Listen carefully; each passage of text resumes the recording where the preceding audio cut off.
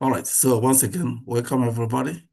Remember, whatever we are doing come from Excel solution. We are using them to be able to educate ourselves, be able to learn. All of us here have Excel solution, so we are reading through our notes to make sure that all of us understand. We stopped yesterday on chapter 19, and which means our target was to go back to chapter 1 tomorrow. To start back at chapter 1, that is our target. That's what our intention. So that we start from chapter 1, beginning again, having been able to finish all the chapters. So chapter 19 is what remains today. And probably we're going to finish chapter 19 today. We did a lot of it yesterday evening. So we're going to continue to do it until we finish it. If we could not finish it this morning, we finish it in the evening time. That's by 6 p.m. Central Time. So that tomorrow morning we start from chapter 1, from the reintroduction, so that everybody will now do as if we are starting afresh. So chapter 19 is talking about health insurance underwriting and policy issues. Of course, this particular chapter is a combination of chapter 1 and chapter 2, even chapter 3. But the only problem we have, the only issue, the only difference here is that here the attention is on health insurance.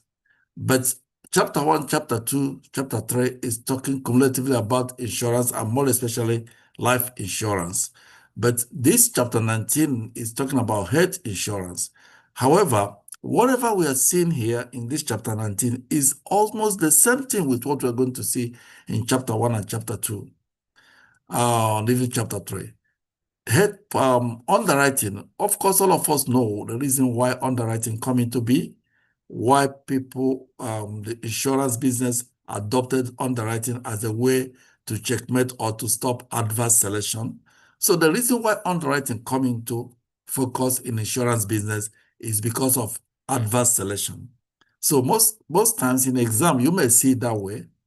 The reason why underwriting was introduced in life insurance is just to checkmate adverse selection. Now, the question will be, what is that adverse selection that underwriting come to checkmate? Before now, everybody, those who are of higher risk, who have high tendency, who are higher, even those who are about to die, the family members will go and look for policy. We always buy policy for them. Even at that higher risk table, they still buy policy for them. And insurance business does not check those, so they approve. If you apply, they approve. If they apply, they approve. So at a point, the insurance business now begin to pay a lot of claims. And paying a lot of claims results in them going into insolvency, meaning result to a big financial loss to all of them. So at the point, they now decided, how do we stop this loss? All of us are paying claim almost every day, because of what? The people that we insured, those people of higher risk. So they said, well, the only thing they can do at that instant is to do was to brought in underwriting. So immediately underwriting came into being. What happened? The issue of adverse selection was reduced and even minimized, not even minimized, stopped. Now, that is why nowadays, before you are approved for a policy, they have to check your health condition, they have to check your social life, they have to check whether you're a man or a woman, they have to check all those things that come into being, bring all of them together. The underwriter can now be able to say you can be approved or not approved. Before, it wasn't like that. So underwriting come into being to check adverse selection. All right, so let's go to where we stopped yesterday, where we stopped last night. I wouldn't want us to start from beginning. We want to finish it today. This chapter, we want to end it today so that we can go back to chapter 1. It's a whole lot. I said everybody should make sure you're part of it, because this chapter is all that we needed. We're talking about the applicant. I think we have passed this one. Can anybody remember me? We have passed this one, I hope. So we're gonna just I think we talked about the trial application submission, payer, thoughts, something like that. I think All right, it's like, let me see. And pre-selection, post-selection, underwriting outcome. Let me see. I'm sorry, excuse me. Is this under the Minnesota Life or the Minnesota Health? All right. You know, this this particular exam is made up of two sections. The first section is the national. The national is what to bring everybody together. Every part of, as far as you have within 50 states of America and Hawaii, the national exam is the same. And the national exam is 100 and what? 10 questions. Then the state exam is what? 35 questions. So you are expected to do the state section of the exam. Let's assume you have Excel solution. If you have Excel solution, do you have it? Yes, so I'm All trying to right. get to where you All right, are. yeah. So if you have Excel solution, you see, are you seeing my screen? You see here, they write Texas Life and Health Pre-Licensing. If you have Excel solution, what you see there is Minnesota Life and Health Pre-Licensing. Is that what you see? You Okay, see, so you I'm see on my go ahead. I'm on my training, and then it has On in your in training, progress. Yes, click on your training, then you see, begin to see all the chapters. right. So Review, click training, then review. click on review. Yes, click on review. Review is down. Okay, hold on 1 second. Okay, because there's two courses. There's the Minnesota Health Pre-Licensing, and then there's the Minnesota Life Pre-Licensing. So is it under the health or the life? All right, it should be on the life. Oh, it should go on the head because this chapter 19 should be on the head. Okay, that's what I was. So why are all these why does it have life and head? It's not together? No, it doesn't put it together. They're separate. All right. So did you see go to the head, check on any, it may not be chapter 19 now since they divided it into two. So check anywhere you see underwriting and policy issue. It should be health insurance underwriting and policy issue. Check anywhere you see it. It may be any of the chapter, it may be chapter 10. Check chapter 10. Health insurance underwriting. I see Minnesota health laws and rules. Did you see the chapters? Yeah, I'm under prep review. You will see it should be on their chapter 10. Check under prerequisites.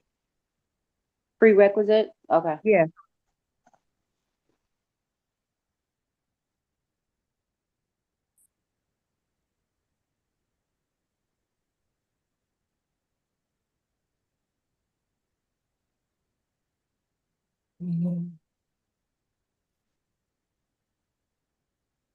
Did you see it? I'm going through it now. I think I might have to go under pre-licensing to get to the Yeah, part. it should be pre-licensing. It's pre-licensing. That's where you can get it. It's pre-licensing. That's why on top here you will see see where I highlighted Texas Life and Health Pre-Licensing. So you see Minnesota Life and Health Pre-Licensing. Yep, chapter 19, yes. Yeah, you see chapter 19? Yes. All right, so chapter 19 is underwriting and policy issue. Correct. All right, so, okay. So that's where we are now. All right, so let me go back.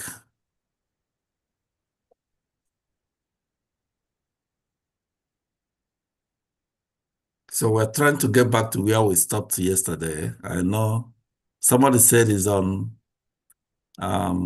who remind me again, is it proposed insured underwriters? Anybody remember where we are? It's underwriting process. Is that where we are? Uh-huh. All right. Pre-selection underwriting activities. I think that's where we are. All right. So we're going to start from 2.2, which is underwriting process. So everybody here who doesn't know what underwriters are, We have two types of underwriters. Normally, sometimes we get confused, even at the exam hall, we get confused. We have two underwriters in an insurance business. The first underwriter is you. You are trying to get the exam. You are the feed underwriter because you are the agent. You are also the producer. So for you, you can be described with three names: the producer, the agent, and the feed underwriter. These are the things used to describe the agent. Now, we have another underwriter who is in the office of the insurance company. That person is called what? The underwriter that is in the office. It's the underwriter, office underwriter. Or most often, they call it insurance underwriter. But they are working on underwriting department. So they are the office underwriter. You are the field underwriter because you are the first person that speak with the patient. You are the first person who have, you are the only person who have a direct contact with the client or the customer. You are the first person who gets every information from the client. The information you get from the client, will be put in form of what? Application and sent to the office underwriter, to send to the underwriters, the underwriting department, where the office underwriters will now go through the application which you feed with your clients. So the two types of underwriter, you, the feed underwriter, and the underwriter in the office, which we call those who work in the office underwriting department. So now we're going to talk about the pre-selecting underwriting activities. What actually do they do? Remember, we have talked about why underwriting come into the business of insurance. To do what? To check or to stop adverse selection. And we went ahead to define what is the adverse selection.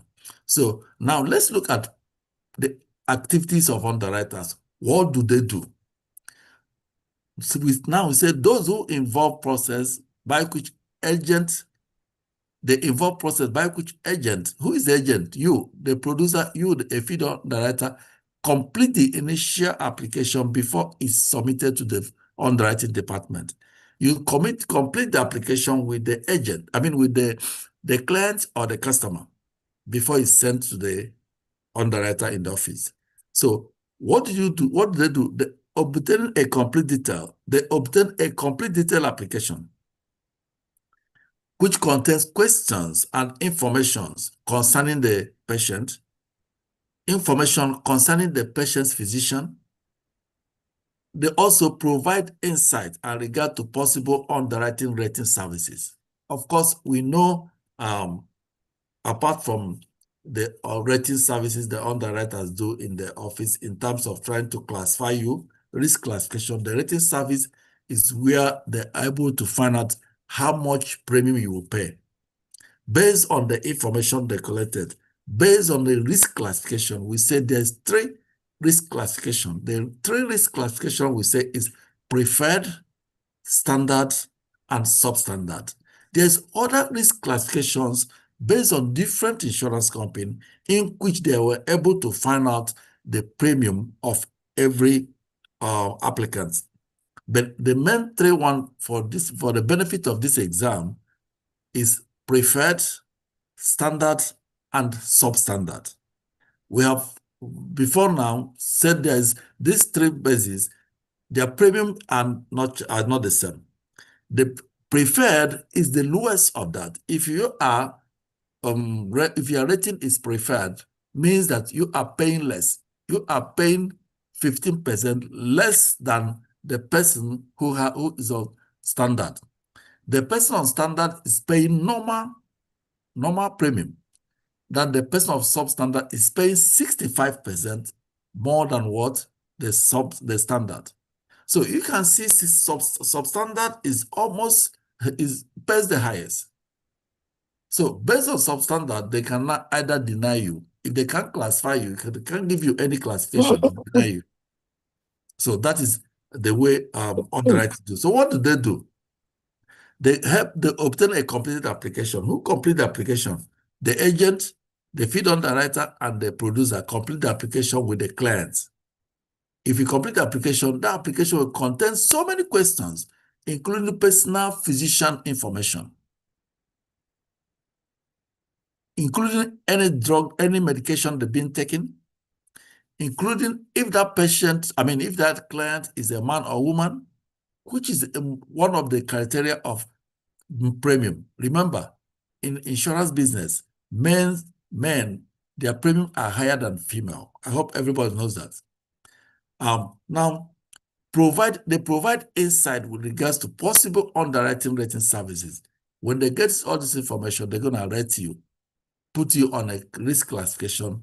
Under that risk classification, they can be able to say, look at how much you're going to pay, their premium will be.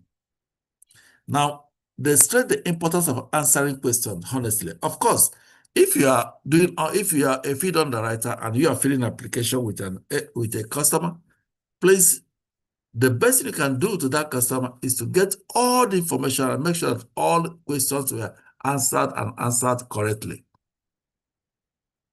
So an agent cannot legally guarantee or bind coverage. I hope you know what I mean by legally guarantee or bind coverage. When you are getting that information from the client, you cannot promise him of coverage. You cannot say, oh, since we submitted this application, you are approved.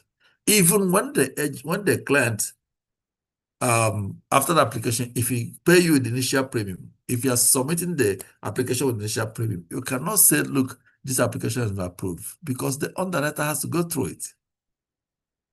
So remember, when you submit application with initial premium, you only give him receipt.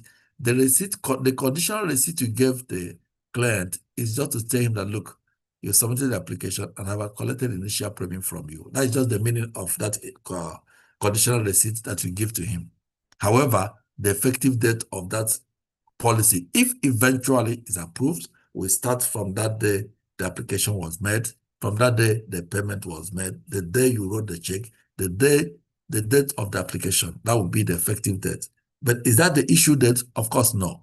The issue date will be now the date that the policy was approved. Now, let's look at post-selection activities. We just look at pre-selection activity, underwriting activities. Let's look at post-selection activities. This involves the activities conducted by underwriting department once the application has been received. The pre is, of course, what the field underwriters will do.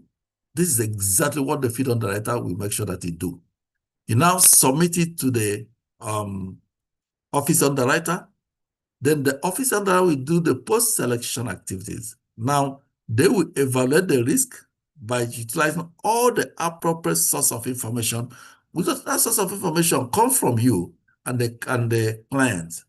They determine the acceptability of the risk and whether the applicant will be classified as preferred, standard, or substandard risk. So, if you submit the application, they will evaluate the risk by utilizing every information that was submitted to them. From the information submitted, they determine whether this person, that is the applicant, will be classified as preferred, standard, or substandard risk. So that's actually what happens on the post-selection activities. Now, the underwriting outcome. The underwriting outcome will always be either you are approved or you are denied. That is the main outcome. Either the person is approved or the person is denied. That is the underwriting outcome. There is no specific thing that will come out of the underwriting process. The person is approved, of course. The person is denied. Maybe you try another time.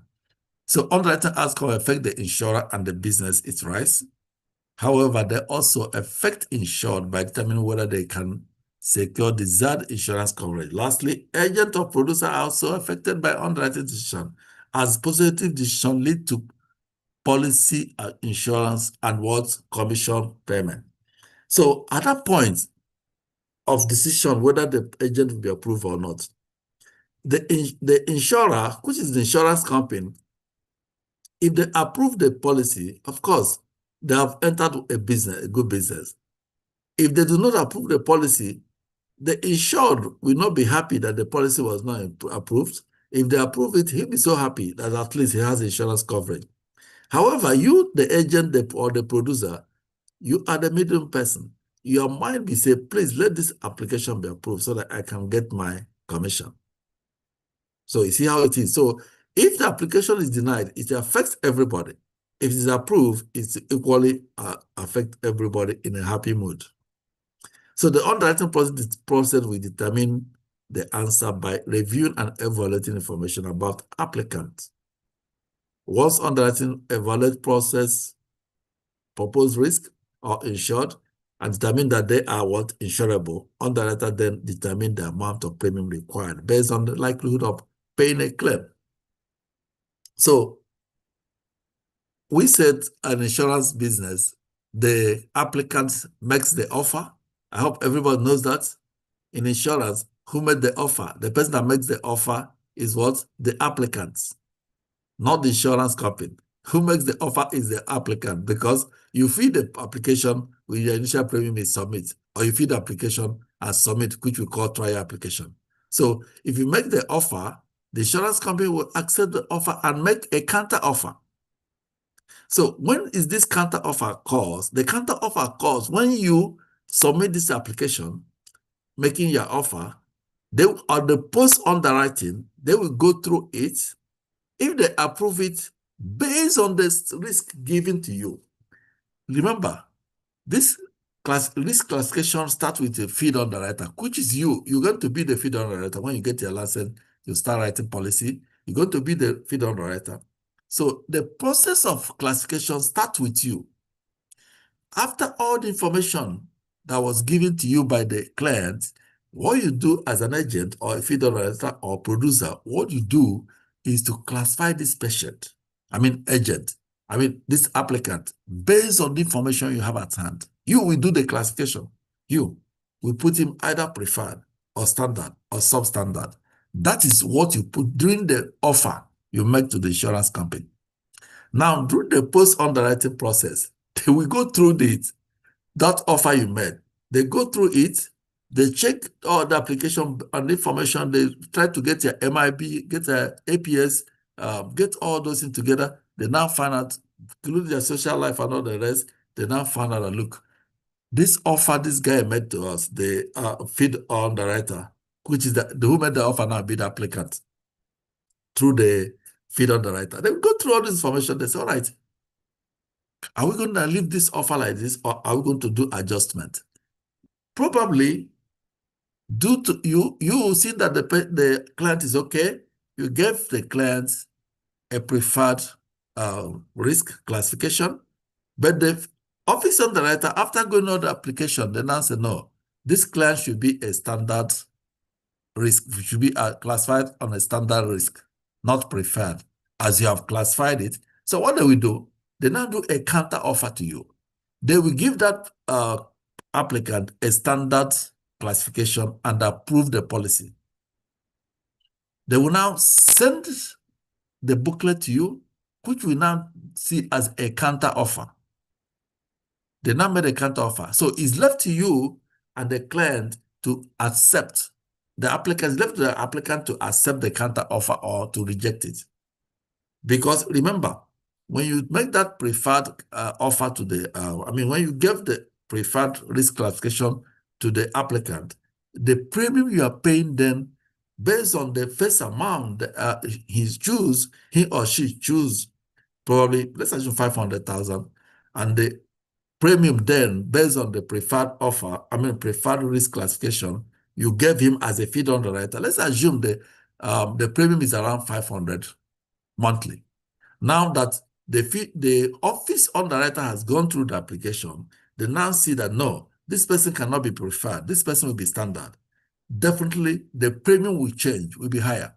Remember, it will not be 25% more, 25% more than what you have given before. You gave him 500.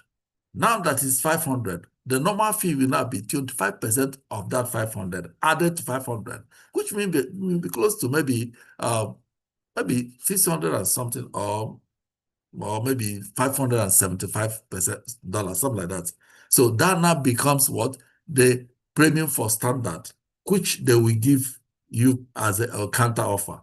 So if you decide to accept the counter offer, that's the standard risk classification, good. If you can decide to say, no, I cannot be able to pay $575 monthly as compared to the $500 initially given to you. So that's the counter offer. That's the issue of counter offer. So if you agree, what happened? Business go on. If you refuse, everything ends. The initial premium you paid will be given back to you. That's what we call it a free look period. So that is it. So we have seen how underwriting works. Let's go ahead and all right, this one will answer it. This thing wastes us a lot of time. I don't think we're gonna boycott it and go our own way. What this one does is as we can match them. The process of evaluate, everybody can contribute, let's match them. Otherwise, we just click them and go ahead. If we waste our time. The process of evaluating applicants to determine insurability is called what? Who can tell us? What's the process of evaluating applicants to determine insurability? What's the process called? What's the process of evaluating applicants to determine insurability? Is it adverse selection? Is it field underwriting? Is it underwriting? Is it morbidity? So which one are you going to match with number one? That is the process of evaluating applications to determine insurability. Anybody? Adverse selection. Huh? Adverse selection. Somebody said adverse selection. Yeah. Do everybody agree with that? Do everybody agree with the answer? The process of evaluating applications to determine insurability. Do everybody agree that it's adverse selection? Yeah. All right. Is not the answer? You can't go.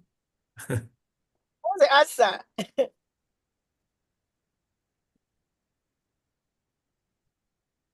All right. This one say initial is not. No, it's not the answer. The initial screening process performed by the Underwriting. what's it called?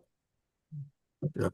The initial screening process performed by the producer or agent. What is initial screening performed by the producer or agent? What is it called? Field underwriting. Field underwriting. Remember, the field underwriter is the first person who sees the client and the first person who determines what happened. I hope is Initial. is all right. So the second said the tendency for a high risk individual to seek insurance coverage. So this one should be the adverse selection. Adverse selection. Okay. So because you remember that what we said on adverse selection, the definition is the tendency for high risk individual to seek for insurance coverage. That's adverse selection. So the process is for underwriting. So this one said the level of risk that a person has of suffering illness or disability is what? This is morbidity. Morbidity. Yeah. So it's not see this one's wrong. So this one should come here. Then this one The adverse process should be under underwriting. yeah. All right. So we just do easy to clear away so we can pass. So look, let's now begin the application. What is the application? What are involved in the application? What is the APS? What is the MIB report? So all those what we're gonna see.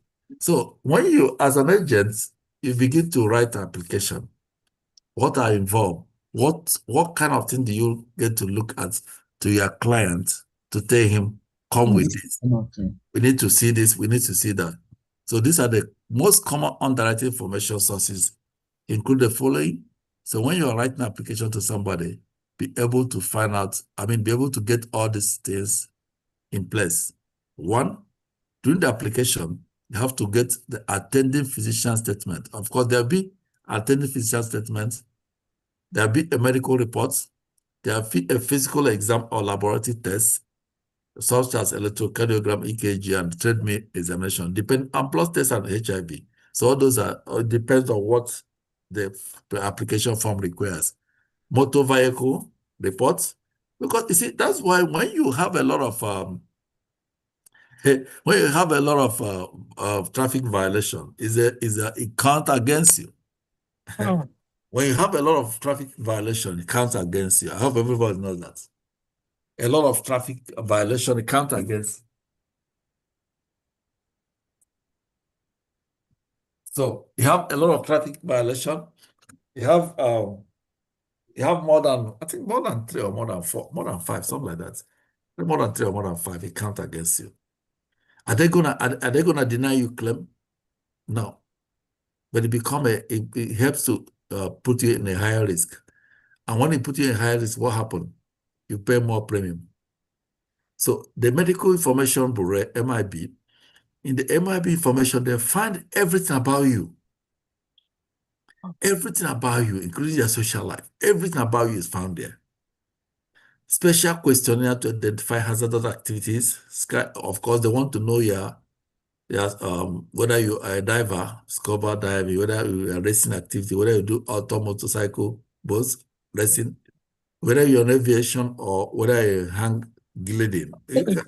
All those information, they want to know it. Because they want to classify you. Then inspection reports and what credit reports. The inspection reports involve, in fact, all of them are most often get from MIB. And your credit report. They're going to find out your credit report. And then if you have a bad credit, I'm going to deny you. Of course, no. But credit report to them is to find out whether you can be the way you pay your previous, if you are owing, the way you pay, the way you used to pay. For instance, if you have credit card, how you pay your credit, are you owing? Do you used to owe? So all those is what they want to know. But it's not made them to deny you coverage, but that would help them to put you in a risk level. If you're owing, definitely they know that this person will be a high risk person. So in some cases, insurers, who is the insurer? The insurance company use a non-medical application that requires no additional information beyond the application itself. What they use is application. Sometimes you can write application today and within today is approved. In that case, the underwriter use a non-medical application, which means they just use the information you provided in the application to approve it, the policy. Sometimes this policy may stay up to 6 months. They are still trying to get information from doctor, from MIB, from doctor statement, from this, from that, to be able to determine your risk level. So some people are very fortunate enough. If they apply today, it's approved today.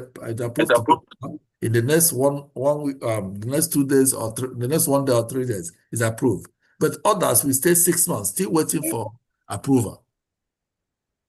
So if a particular application is approved immediately without using any medical information, non-medical application is approved. This type of application is most often used when the proposed insured desired a low amount of coverage and is young. Not only young, some people who are even 50 years, some of them 50 years are still approved, non-medical. They don't ask for anything. Whatever you put in the application, they approve. More especially when it's preferred, they look at the person doesn't have any medication, don't have anything, they can approve it, decide to approve it immediately.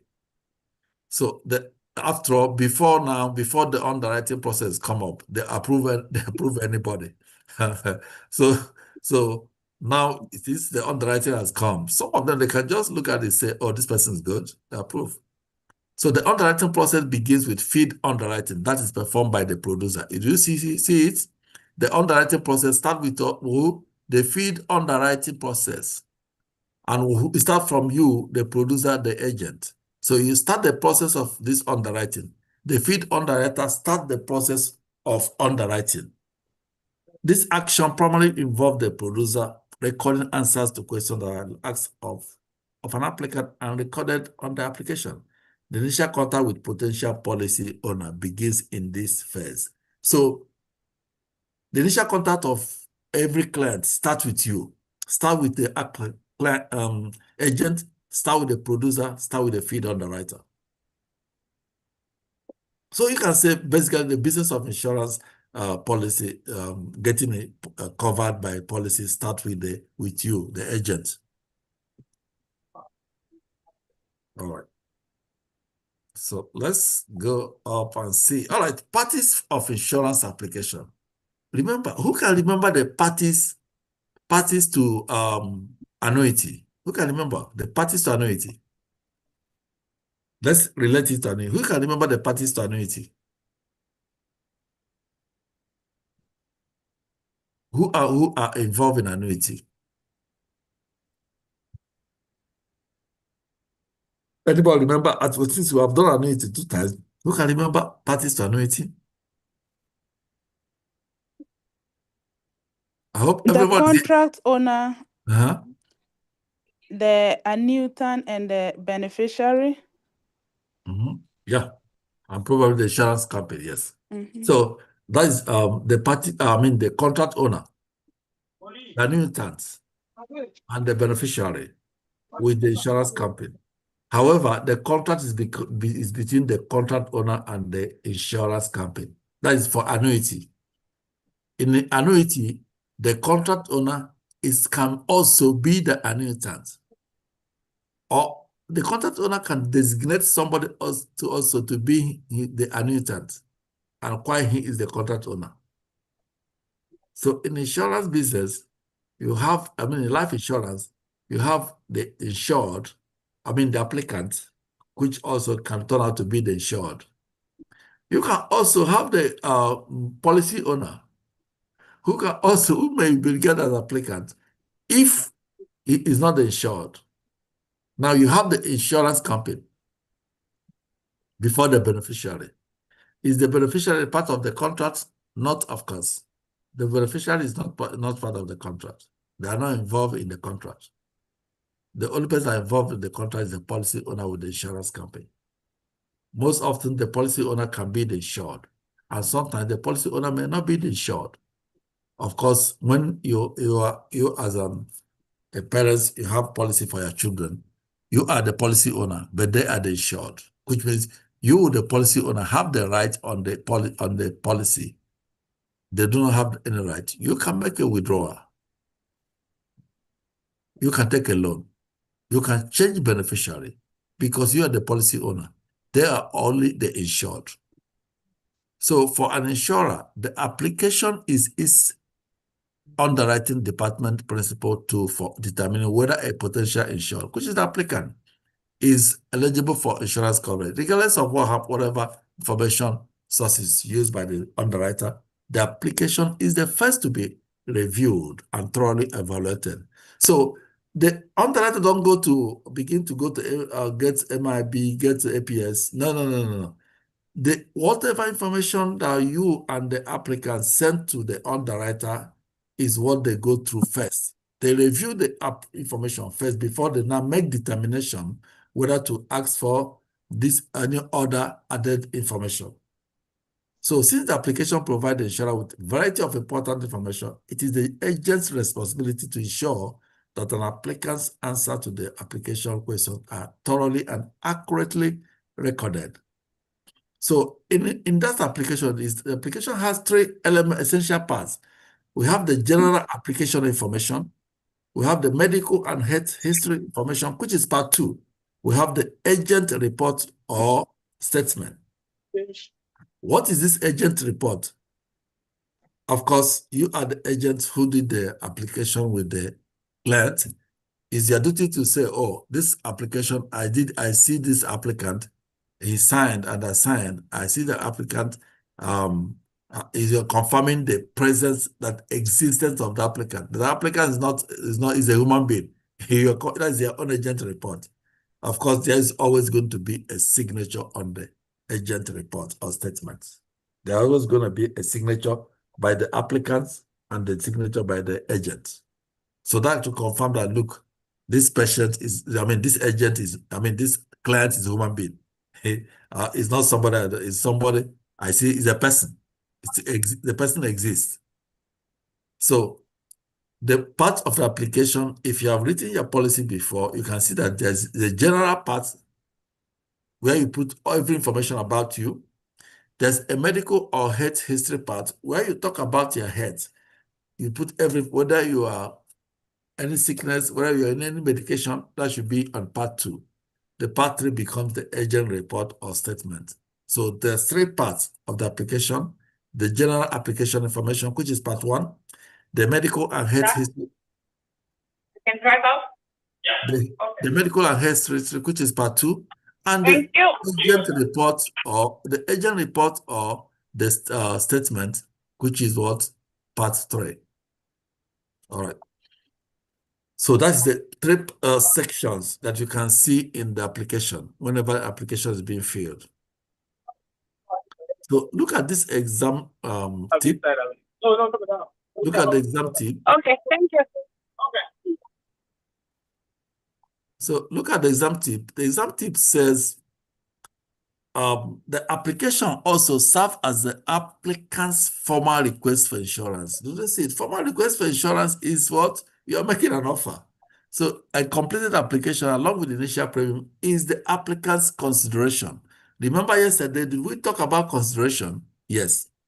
The initial premium and the application is considered the applicant's consideration, which is an offer you made. So what now is the insuring clause? What is the insuring clause? Since they have told us the applicant's consideration, what is the insuring clause? Anybody remember? The insuring clause.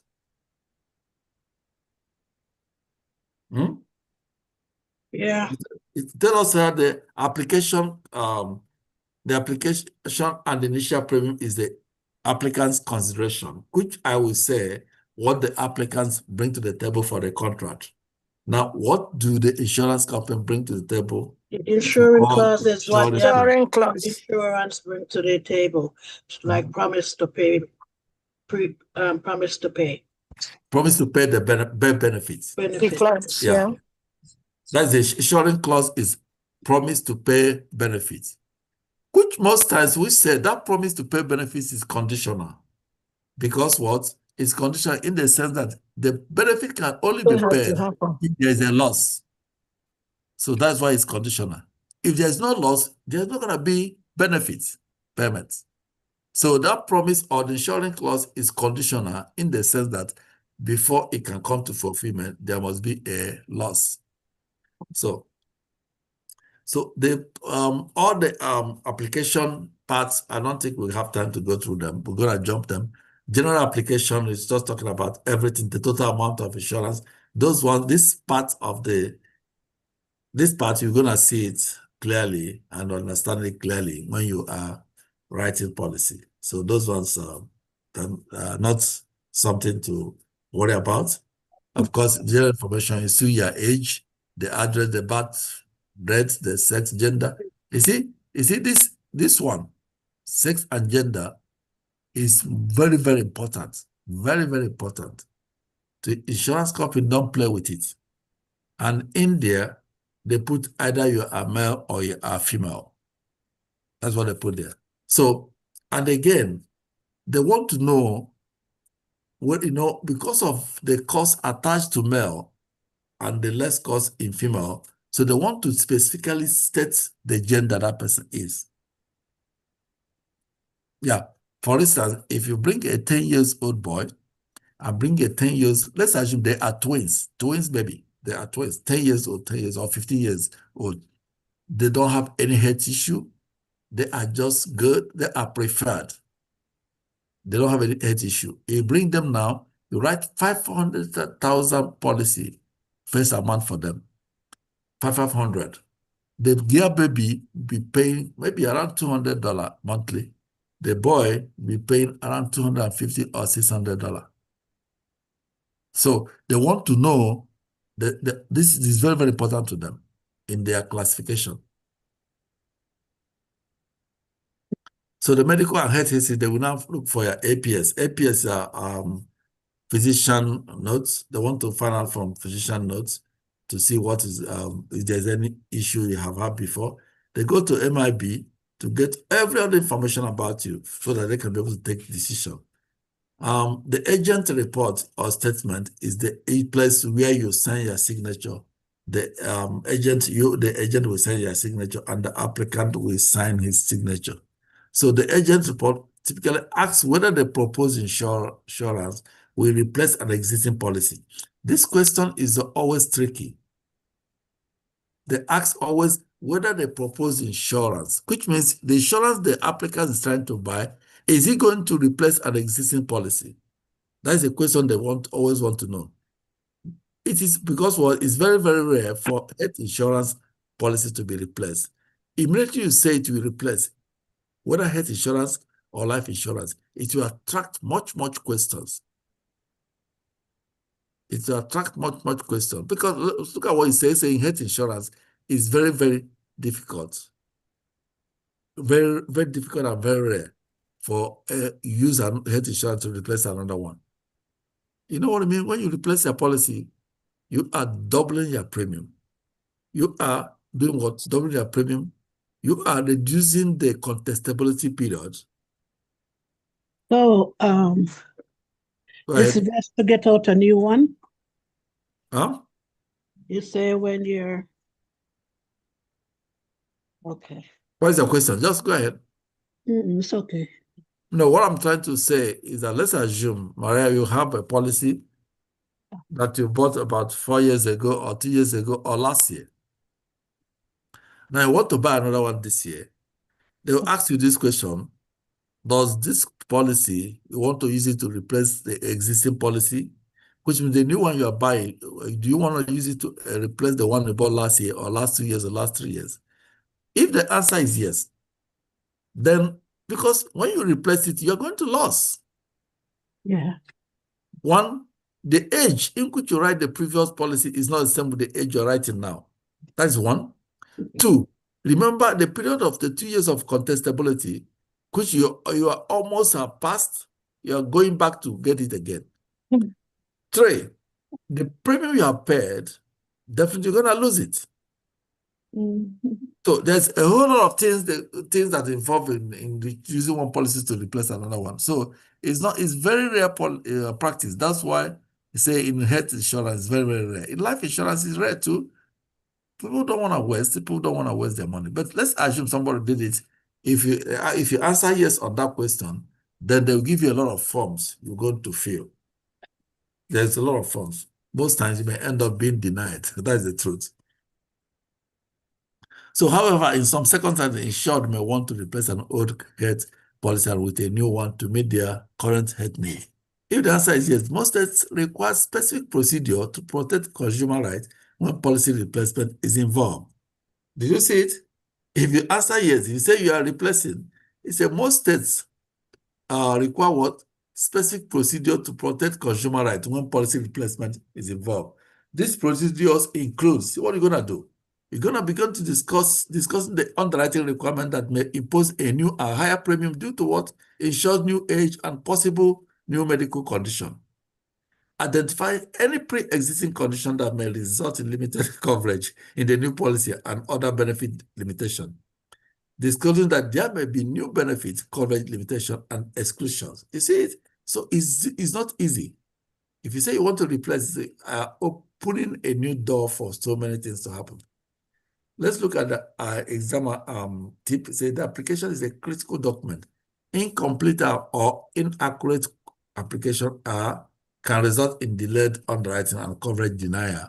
Watch out the exam question that tests your knowledge of the consequences of misrepresentation. What is the consequences of misrepresentation? Who remembers? The consequences of misrepresentation. Is it denial of policy? One? That could be one. Is it denial of policy? Yeah, that should be one of them. Because in this consequence, there are a lot of consequences that can result in misrepresentation. Remember, when you do the misrepresentation, Substandard premium. Remember when you do a misrepresentation, which means you are giving a wrong information, it's not criminal. You are giving a wrong information. That is misrepresentation. You are a man, you said no, you are a woman. You are birth of death. I mean, date of birth is 1950, say your date of birth is 200. I mean 2000. Those are misrepresentation. So those, some of them are criminal. Some can be thoughts. You remember what's thought? Thought is unintentional. I said somebody to write it down the other day. What is a thought? Thought is unintentional action. Things you do that you do not know that you did it. Unintentional, they are thoughts. So thoughts punishment is sometimes can be is a minor thing. But however, to avoid thoughts in insurance business, and for you as a licensed agent to avoid committing a thought, what you do is to buy what we call E&O, which is error and omission insurance. So that's what you buy to prevent thoughts, because thoughts can easily happen. It's unintentional mistake. It's a mistake you made without knowing. So those are thoughts. They're regarded as thoughts. It normally comes in exam, so please know that. Thought is T-O-R-T. T-O-R-T, right? Yeah, T-O-R-T. It's unintentional mistake. Unintentional mistake. That's thought. Yeah. Please remember, it comes in exam well. Mm-hmm. All right, so let's leave this one, go to, let's completing the application. How do you complete the application? You see why I said this one is just part of chapter 1 and chapter 2 in life insurance. But this is we're dealing with health insurance. Whatever we are seeing here is what we are going to see in chapter 1 and chapter 2. However, chapter 1 now begin to define our insurance and why do we need insurance and the type of life insurance. But if not, all this is what we're going to see on the process of writing a policy. Which is a general, this is a general practice, the general thing you do as an agent in writing policy for your customer, your clients. So let's look at completing the application. The agent's responsibility is to ensure that the application is completed fully and accurately. There may be several consequences of producer submitting an incomplete application. What can result if you as the producer, the underwriter, or the field underwriter, you submit an incomplete application? What can be the consequences? One is it may cause a delay. It may cause a delay. The application chooses to do business elsewhere. The applicant can choose to do business elsewhere if there's a delay. Again, the insurance company returns the application to the agent for having submitted an incomplete application. Of course, if the application isn't complete, it may cause very much delay for the policy to be approved or denied. It may cause frustration to the applicant, who may now decide to go to another person to help him or her do the business. Now, the last one you see that the insurance company, which is the office underwriter, will send you back the application.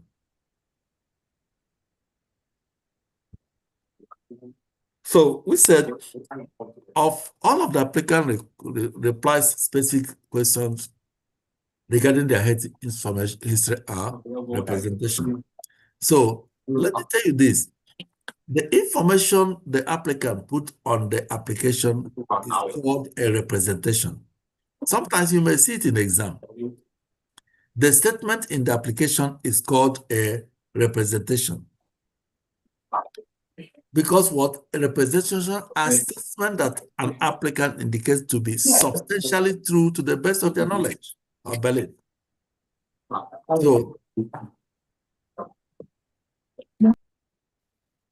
So the representation, those things you fill in that form, those information you put in that form are called representation.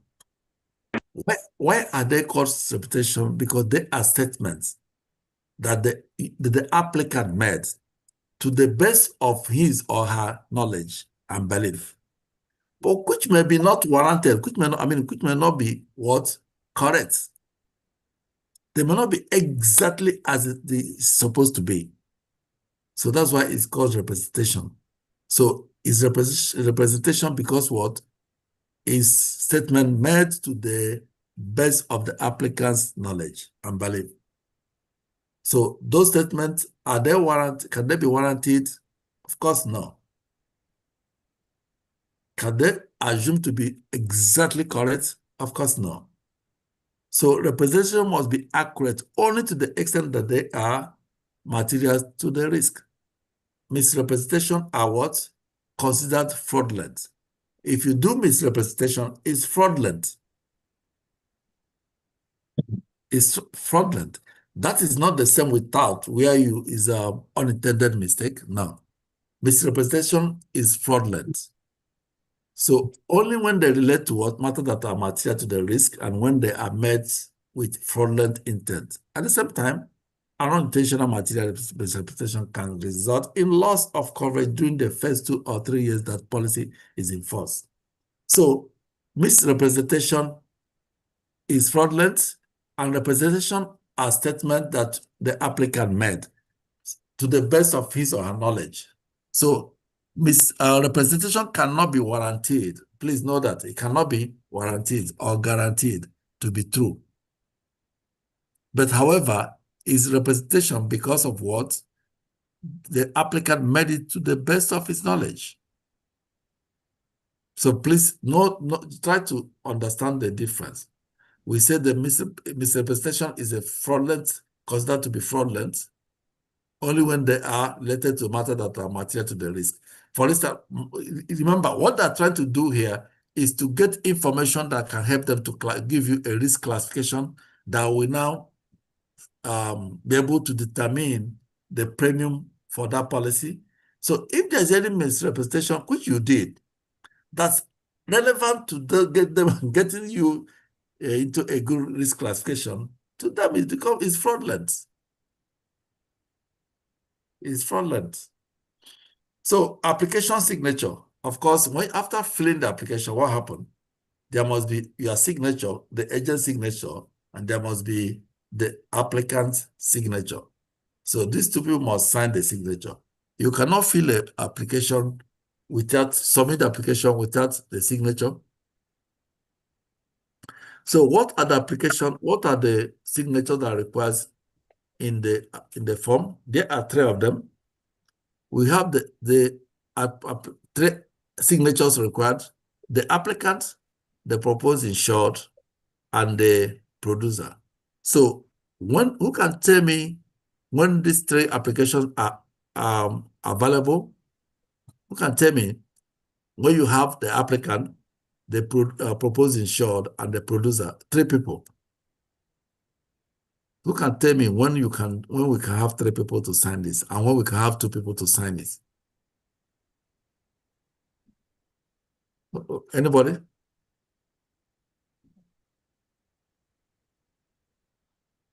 When you're filling a form, can anybody relate? When you are filling an application, do you fill it with 3 people or 2 people?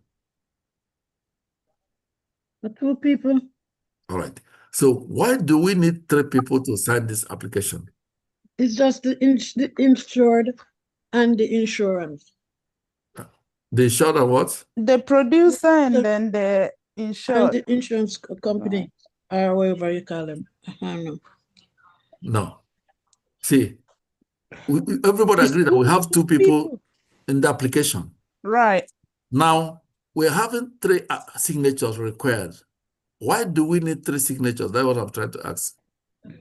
And why in some cases we need 2? Why do we need 3 signatures? Why do we have applicant, the proposed insured, and the producer? Why you have that? Mm-hmm. The applicant, what? The proposed insured.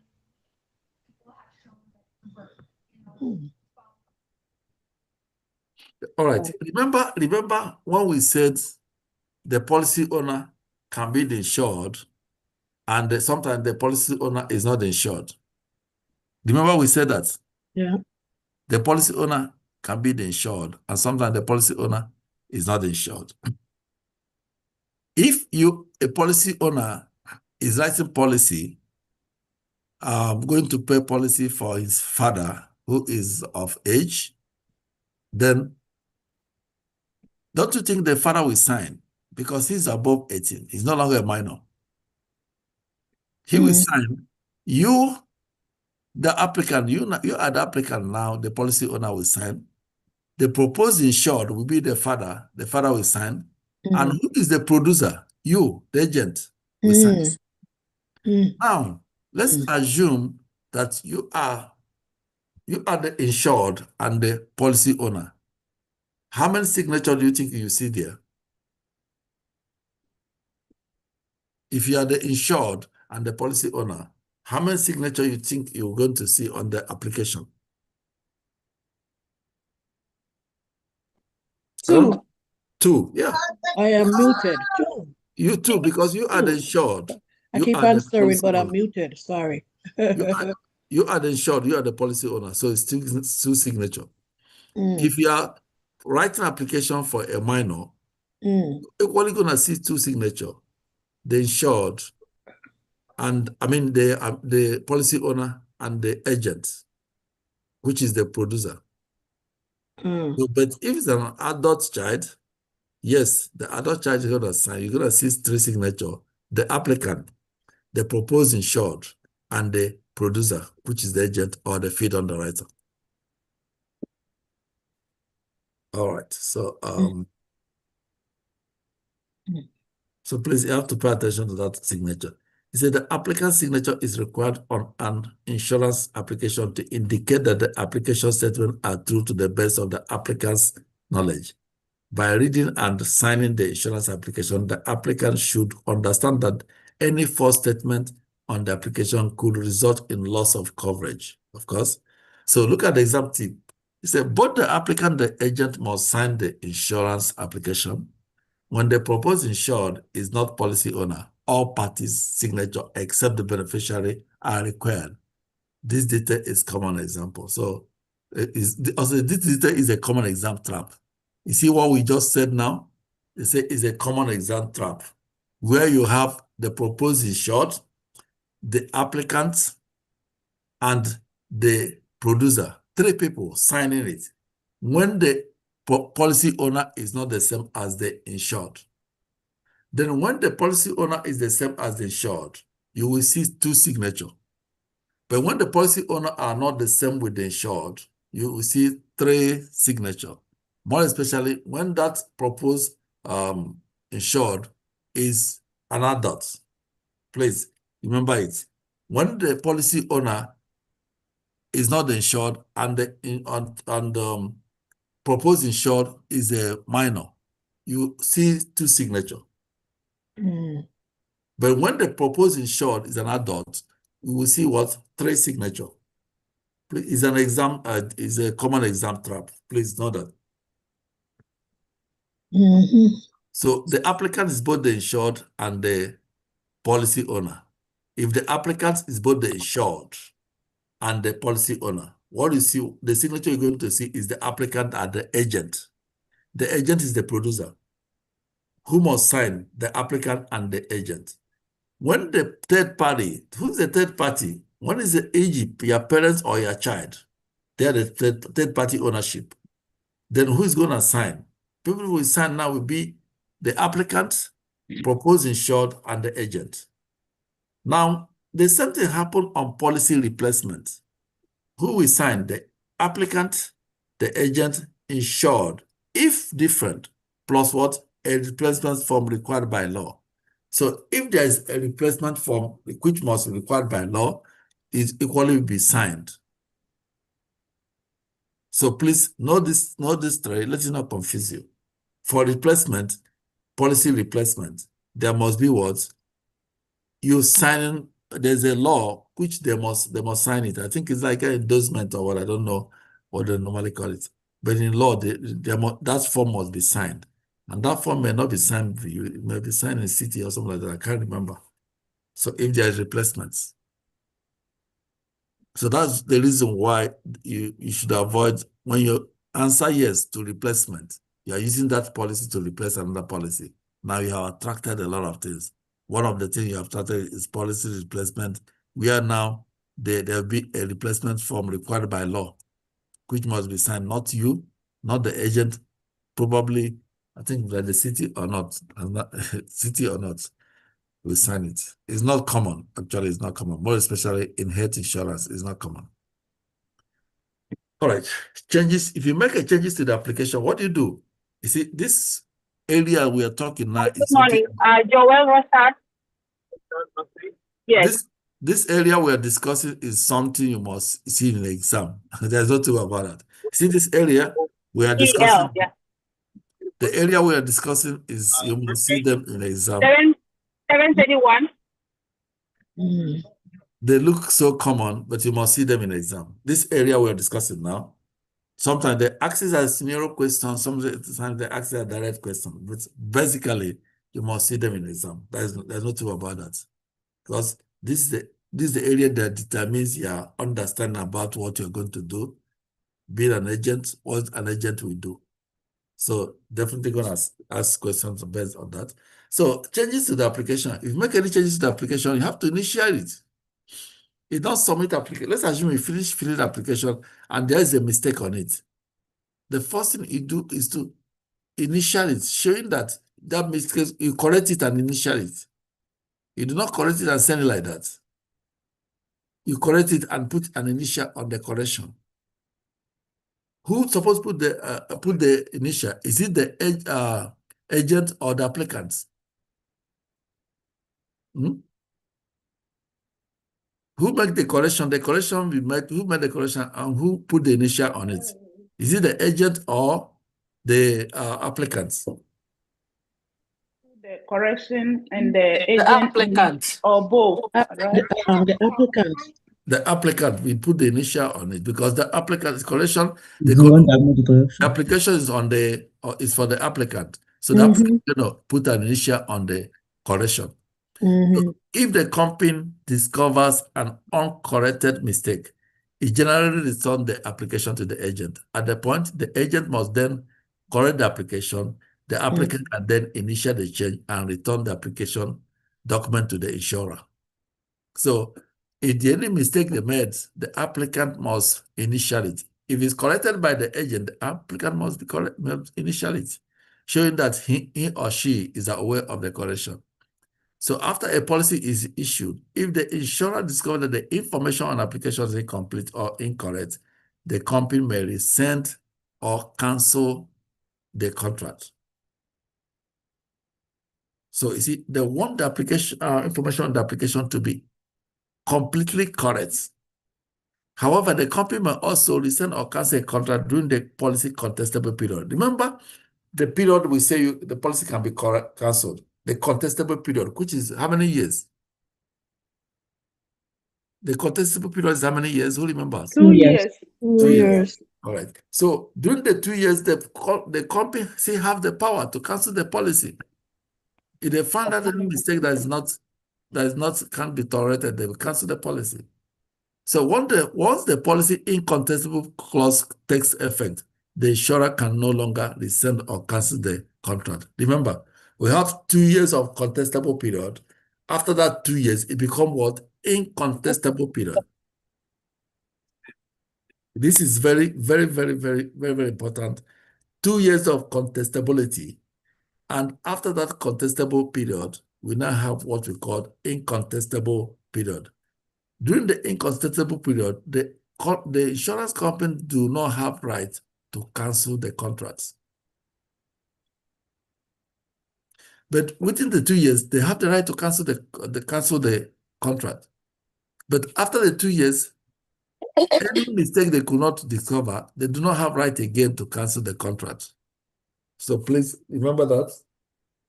I have a question. Go ahead. If the insurance is cancelled, what happened to the premium that is paid? They will give it back to you. Okay.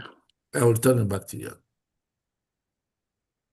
So again, remember when attached to the insurance policy, the application becomes part of the legal contract between the insurer and the insured. Consequently, the general rule is that without the applicant's written permission, no alteration of any written application can be made by any person other than the applicant.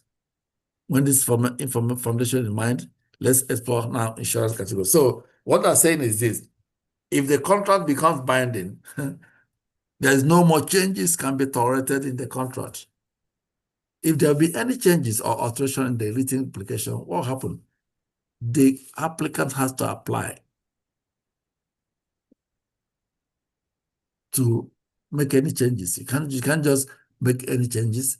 The insurance company cannot make changes either. Because the contract is not binding. So this is the risk classification we talked about previously. We said for the purpose of this exam, we are dealing with 3 types of risk classification: the preferred, the standard, and what? The substandard. That's the 3 risk classification we know. 3 risk classification: the standard, sorry, please, let me see.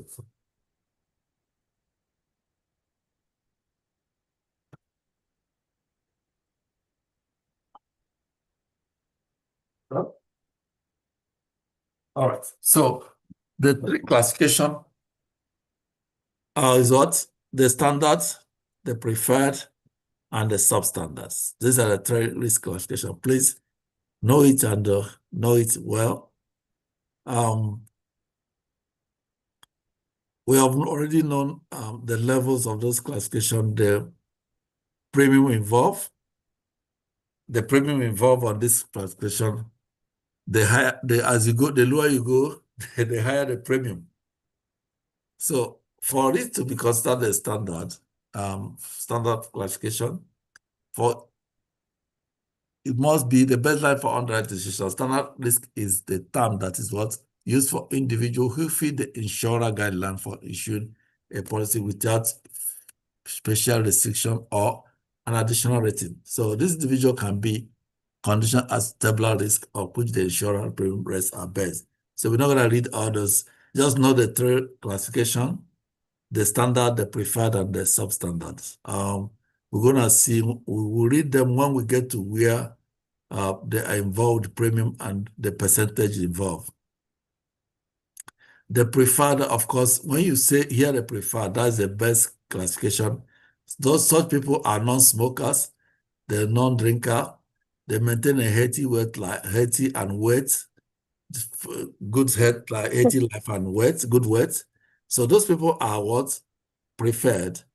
The preferred are those who have a hazardous, or some people who have a poor health conditions, those who are very dangerous occupation, those who have a very bad habits. So those are the substandard. And of course, they attract higher premium. Most times you hear the word rated policy or rated premium. Where you hear the word rated policy or rated premium, they are talking about substandard contract or substandard classification. Rated policy, you may hear it, you may see it in the exam. Rated policy is talking about what? Substandard classification. Please, you can write it down in your paper. Rated policy or rated premium is what? Substandard classification. Please know that. So look at the exam tip. It says precisely the definition for standard, preferred, and substandard risk. Many exam scenarios will require you to identify which risk category an applicant falls into based on their health and lifestyle details. So just know preferred. Preferred is somebody who has a good health. Substandard, of course, we know is somebody who have preferable good health. That person have a very, very good health. But the preferred are non-smokers, non-drinkers. They maintain a very good weight.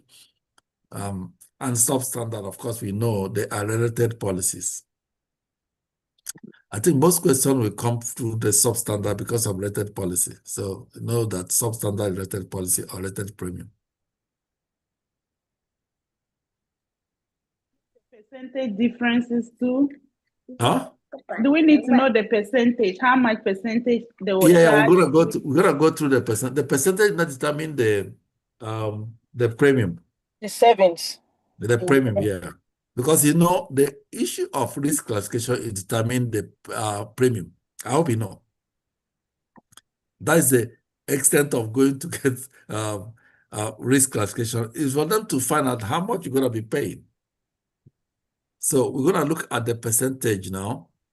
I think it's here. Percentage is here. All right. So risk classification cases studies. Underwriting decision. It says Sarah has said premium will be approximately 15% lower than the standard rate reflecting the. All right. So just you can write, just if you have a paper, write preferred is 15% lower than the standard rate. 15% lower than standard. Standard rate is the normal rate.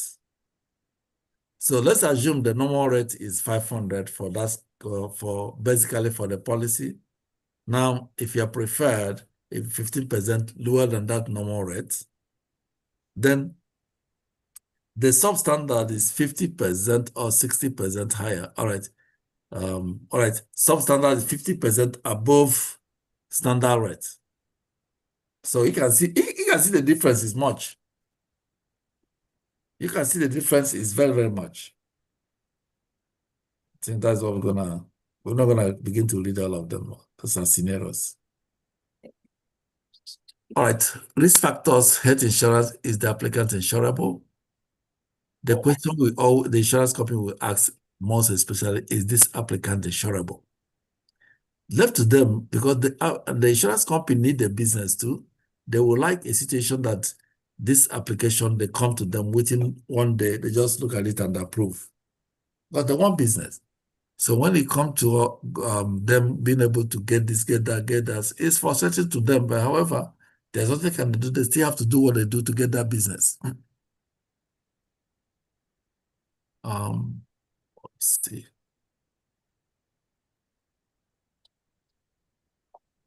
All right, so this applicant, is the risk factors for life and health insurance are similar, but health insurance deal with a broader range of risk. Unlike life insurance, insured often file multiple claims throughout the life of their health insurance policy. Remember, in health insurance, the insured file a lot of claims. Any day you go to hospital, you file a claim. Even if you are not the person that filing the claim, the provider will file the claim. If the provider filing the claim on behalf of you to get money to pay, so you file the claim. But in life insurance, a claim can be filed maybe once or twice. Probably if you have policy, maybe you are sick, you have underwriting. I mean, you have a policy that give you maybe when you are living benefits policy, the person is diagnosed with any of the sickness that can result you to want to file a claim. You can file a claim. Whatever paid to you, the remaining one can be filed when the person passes. So maybe only 2 times you can file a claim in the particular policy, or maybe 3 times, depending. So, but in health insurance, claims can be as many as any day you are sick, you go to hospital, the doctor who take care of you will file a claim. That claim is assumed that you are the person that filed the claim. So, risk factors for life and health insurance are similar, but health insurance deal with broader range of risk. Unlike life insurance, insured often file multiple claims throughout the life of their health insurance policy. So evaluating risk for health insurance policy is not a simple matter of acceptable versus unacceptable risk. Even the healthiest of applicants are likely to visit a doctor at least once a year for a physician physical exam and blood work. So you see that a health insurance, a lot of risks are being filed. Insurable interest. Pay attention to insurable interest. In insurance business, you cannot put a policy for somebody you do not have any insurable interest. You must have insurable interest before you can buy policy for somebody. So what's the insurable interest?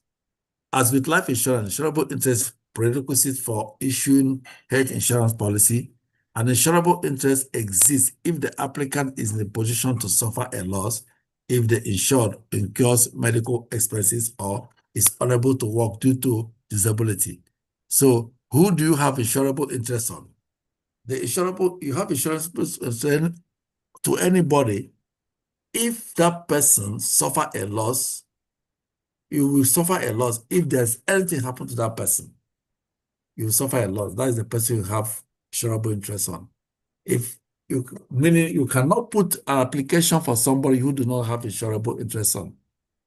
And for you to have insurable interest on anybody, if anything happen to that person, you must have what? A loss. You must suffer a loss.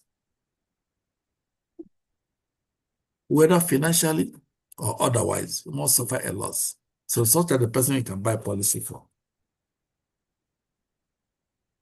So physical condition and health history. An applicant present physical condition is of primary importance when evaluating health risk. Of course, the physical condition is most importantly something that's most insurance company want to see whether you are in good order or not before the policy can be approved. Moral hazard is the cause of risk. Moral hazard is applicants' habit or lifestyle can also be troubling signal that they may indicate additional risk for the insurer. These are referred to as moral hazard. Moral hazard is the cause of risk. So you should know that. Hobbies and occupation. They want to know your occupation. Remember, your occupation determines your premium too. If you have a high occupation, what happens? Their risk level will go high. And their risk level goes high. What happens? Your premium will go high too. And I want everybody to write hobbies are also called avocations. Write it down so that if you see it in the exam, you'll not be confused. Hobbies are also called avocation. A-V-O-C-A-T-I-O-N-S. Avocations. Yeah. That is something a hobby. So your hobby is the determinant of what to qualify you on a particular risk level. If your hobbies is that you jump mountains, definitely know that that will put you in a high risk classification. And the age and sex. Yes, they want to know your age. They want to know your sex. If you know your age, what happens? Your premium will be low. If your age is higher, your premium will be higher. So that's the more reason why you should put your application today. In fact, if you don't have policy, you are here. Go back. When we finish, talk to the person who brought you to this place today. Tell the person to write policy for you, no matter how small it is. Because what? Remember, age is a big factor in determining your premium. The sex is permanent, whether you're a man or woman, that one is aside. But your age is a great factor to determining your premium. The aim of everybody is pay lower premium and have a higher policy and pay a lower premium. That is that was our aim. But if you remain like that until your age grows up, it's a big problem. It's no. So just write the application right now. Now. Don't waste time, honestly. No matter how small it is. Moreover, when you get more money, you can now add it more. But for now, write as you can afford. It's better to get little than not to get nothing. Please. Because age is a big factor. Age is a big factor in insurance business. And moreover, the time you need insurance is important when you need it. But when you don't need it, that's when you get it. Get it when you don't need it. When you need it, you may not be able to get it. All right. So that is, he said, in a health insurance application, representation must be exactly correct in every detail or the policy can be voided. Is it true or false? Say that again. In health insurance application, representation must be exactly correct in every detail or the policy can be voided. It's true or false? True. All right. What is a representation? Representing is the information you give when you were filling applications. So, is it representation must be exactly correct in every detail? Not really. Not really. So, representation are a statement that an applicant Assumed to be substantially true to the best of their knowledge.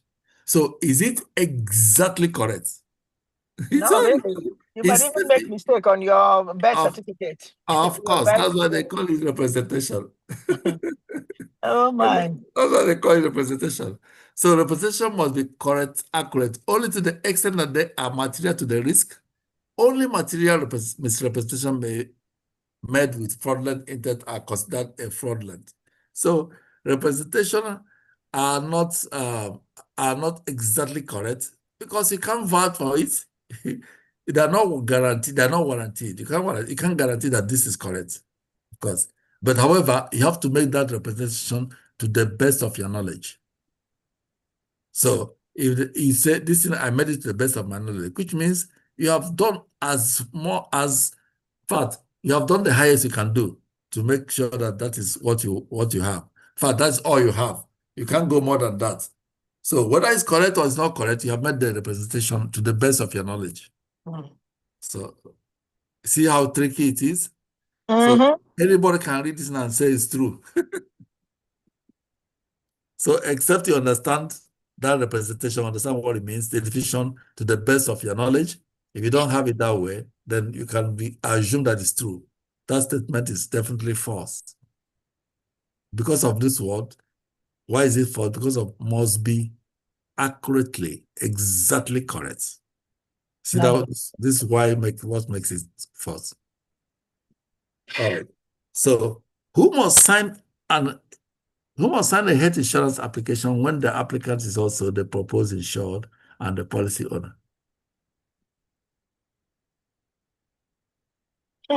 Who must sign a health insurance application when the applicant is also the proposed insured and the policy owner? How many people will sign? The agent and the agent and the underwriter. The underwriter, who is you are the underwriter, the field underwriter. The agent is the field underwriter. What about the person that puts The agent and the applicant. Somebody said the agent and the applicant. The agent and the applicant. It's the agent and the applicant. Remember what we said? Yeah. When two people, for instance, when you are the policy, you are the insured, you are the proposed insured, and you are the applicant. And in this one, there's another one that involves three people. When the policy owner is not the same with the insured,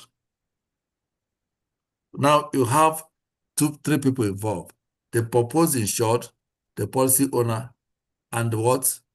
The agents. That is when you are writing for maybe an adult child. It's because with adult child, you as the policy owner and what? The agent. But when you are writing for a minor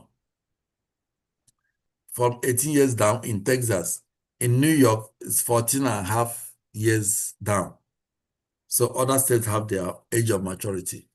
So for Texas, 18 years and down, when you're writing for somebody 18 years down, who will sign? The person who will sign will be the agent and the applicant. The applicant now become the policy owner and not the insured. So please remember.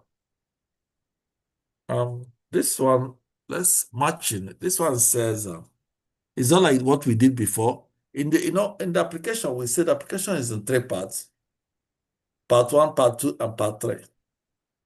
I don't think they're going to ask this in a question, but however, let's do it. It said, includes information about the applicant's tobacco use and hazardous habits. What part would you going to see this one? What part do you think you will see this one? Is it part A, part B? I mean, part 2 and part 3. Includes information about the applicant's tobacco use and hazardous habits. Where will you see that? Where will you see that? Part 2, when they start screening you or something. I don't know if I understand the question though. The question here is it's a match each application component with the correct description. The application component with each description said, number 1, say include information about the applicant's tobacco use and hazardous habits. Where are we going to match them?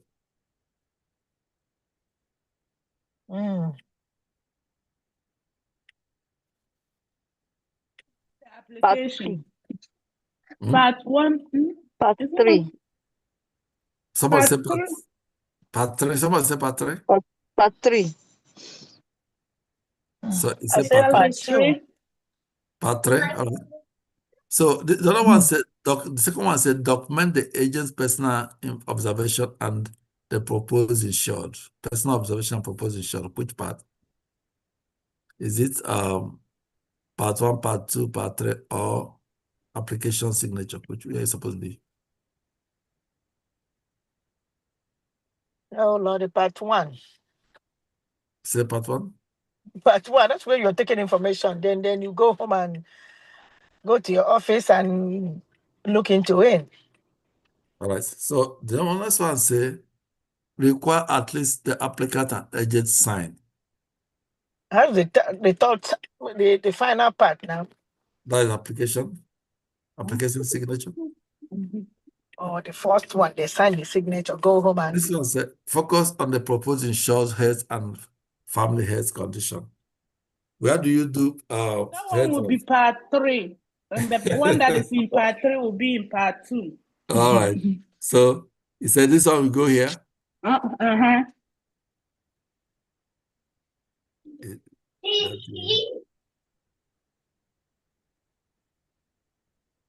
It refused. All right, let's put this one here. Then this one here. All right. Part 3. All right, let's see whether we get it correct. Yeah, correct. It's only one we get. It's only the signature we get. Our part 1 should be B, includes information about the application's tobacco use and hazardous hobbies. That's part 1. Part 1, because this is remember part 1 is special client information. Client information will contain whether that client is a smoker, whether he uses what kind of hobbies the client has. That's part 1. Then part 2 is what focuses on the proposed insured health condition. Remember, part 2 is about health condition. Yeah, I hope everybody remember that. Part 3 is what document the agent's personal observation and about the proposed insured. That's based on part 3. Then the last one, the application signature. Part 1, part 2, part 3. Part 1 is about the patient information. In the patient information, you have to get the patient hobbies, of course. Then part 2 is about the health information. Then part 3 is observations, what the agent sees, what is everything about that person, what you see. That's part 3. And the final one is the signature part. All right, it's like we stop here. Let's continue in the evening. I know this chapter, our intention was just to finish this one today, but I don't know. This chapter is so big. It's so big and it has a lot of information, honestly. If you're going for exam, finish this chapter, you'll be almost 1/4 ready. Because if you go through all this chapter, it gives you everything about 1/4 ready if you finish chapter 19. Telling you. So let's get it gradually. If we cannot be able to finish it in the evening, we'll finish it tomorrow morning. So that maybe tomorrow evening we start from chapter 1. So we start again in the morning. We start with premium calculation. That should be, how do we calculate the premium? This premium they are charging you, how do they get it? That's what we're going to do in the evening. All right, so I think there we end this morning so that we can go and do our normal things until we come back in the evening time. All right, all right, thank you everybody. See you in the evening by 6 p.m. Central Time. Chi Loas, how are you? Chi Loas, how are you? Who is Chi? ChyLughas. I don't know what I pronounce it good. Hello, how are you, Chi? He can unmute and say hi. I've not seen that name before. Hey, Chai. Is it Chai? Chai. Oh, Chai. Chai. Yeah. How are you, Lojas? Can you correct us, please? I've not seen that name before. All right. So the person cannot unmute himself or herself. I will see in the evening. Please join in by 6 p.m. Central Time. Whether I post it or not, just join in. Let's finish up this chapter. This chapter is very important. Honestly, if you get it all this chapter, if you understand everything in this chapter 19, you have already gotten 1/4 of what you need to pass the exam. That's the truth. That's the truth. So I see you in the evening time. Bye. Thank you. Bye.